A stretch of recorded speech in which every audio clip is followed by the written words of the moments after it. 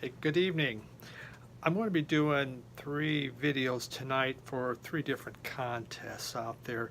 These 3 really look like a lot of fun, so I thought, why not? The first one's for Bill.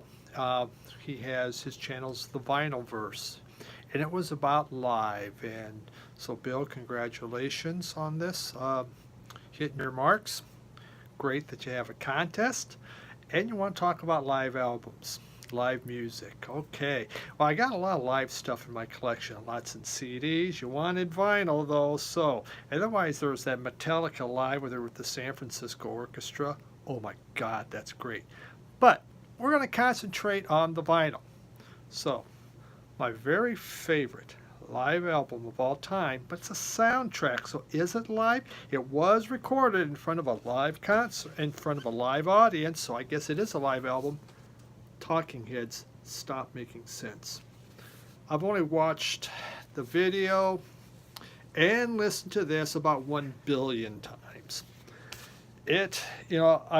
Talking Heads is my favorite group, so let me just be honest with that. That's one of the reasons why. I love these guys, especially the first 5 albums I thought were fantastic. I'm going to work on not saying the word fantastic. And so I really played this, and to this day I've never gotten tired of it. And what's interesting is the movie Stop Making Sense is considered one of the greatest concert films of all times, and I agree with it. It's so neat how it's put together. But this was great because it took stuff from their first 4 albums and they just kept adding band members, and so really great concert album. Talking Heads, Stop Making Sense. But I found 3 of them because they're different music genres. Next one was live, Johnny Winter here, and this is Johnny Winter, and that's it, Johnny Winter and live. So he's with other people on here. This was recorded in 1971.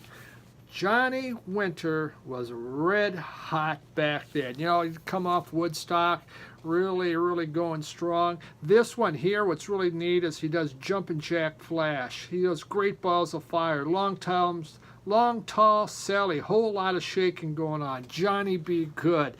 I mean, he rips it apart. It is such a fun album. And, you know, I love Johnny Winter. I just, you know, his stuff, I have quite a bit of it. I'm always looking for more of it. I loved his guitar playing. You look at, you know, people like Stevie Ray Vaughan, they modeled themselves after him. Of course, he looked after Lightning Hopkins. So Johnny Winter, this is 1971, Johnny Winter and live. And the one other live one I just picked, and I recently got this one, it's Van Morrison. And this is his live one. It's a 2-record set recorded in Los Angeles and London in the summer of 1973. So Van the Man, look at this. Oh my God. It just opens up more. So nice 2-album set. Van Morrison was already still crabby at this time. You know, he didn't like talking to anybody. But this is a beautiful set. You know, all those early hits of his are on here, and he does a really nice job. The recording's beautiful on it. Really have always enjoyed this. Into the Mystic, A Warm Love. Of course, he does Gloria, you know, St. Dominic's Preview. Yeah, it's, you know, it's the soul. That's what I've always liked about Van Morrison. He has soul and puts soul into his music. So for those of you that are watching this, this is called It's Too Late to Stop Now. Van Morrison's It's Too Late to Stop Now is a wonderful live album. Best live concert. So I thought about that, old, new. And I'm just going to go back to really my first rock concert, which was Kiss, 1976. It was The Destroyer. All right, to be fair, I'd seen 2 other concerts. I'd seen Captain and Tennille and Sha-Na-Na. When our marching band would go to the Nebraska State Fair to march, we'd get in for a free concert. One year was Captain Tennille, the next year was Sha-Na-Na. So I saw them. They were live. Kiss was the first one that me and 3 buddies went to. So it was right when Destroyer come out. pretty excited about this. So we went, and the very first band was Uriah Heep. And I knew of Uriah Heep. I hadn't listened to any other music, but I knew who they were. And they played loud. I mean, ear-bleeding loud. You couldn't hear a note. It was just like, hey, man, let's just go in, crank it up, just hit that guitar and just wah! Ew, wow. By the time Uriah Heep was done, I was sick. I had such a migraine. Oh, my God, it was way too much. Hated them. Hated them. So now I have this giant migraine. So Uriah Heep's done. They're going to start setting the cage, the stage for Kiss, because they have to bring out this whole castle and everything. So all these people suddenly formed into circles, and all these circles sat down, and they lit up. And that's the first time I'd ever seen smoking pot. I've heard about it. It's illegal. And here they all are, and I'm looking and go, won't they get arrested for this? I mean, what the hell's going on? And, my buddies, a couple of them were stoners, but they didn't light up. I wasn't. But here's what I learned. Marijuana does have medicinal purposes, because by the time Kiss came on, I no longer had a migraine.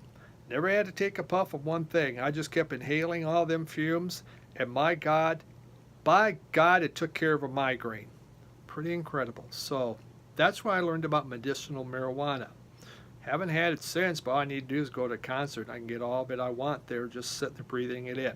But the Kiss concert was great. I loved Destroyer. I never became part of the Kiss Army, a huge Kiss fan, but that was a neat concert with Gene Simmons playing that bass on top of a castle, spitting blood. It was a cool experience. As far as someone who I wish, this third question was someone that you wish you could have seen in concert. Wow. I never saw Pink Floyd. Had chances to, but I never did.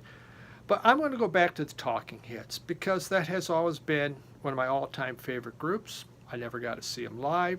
I think I would have really enjoyed that. And so, yeah, that's going to be one I'm going to throw out there. I really wish I could have seen Talking Heads. There's a million other people. Miles Davis would have been good too. Seeing Miles Davis would have been really neat. But we'll stick with Talking Heads, because that was my favorite live album.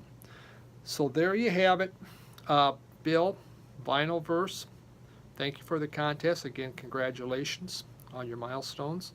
And I hope it just keeps getting better and better for you. I really do enjoy your channel, and all is what you have to show. Have a great evening.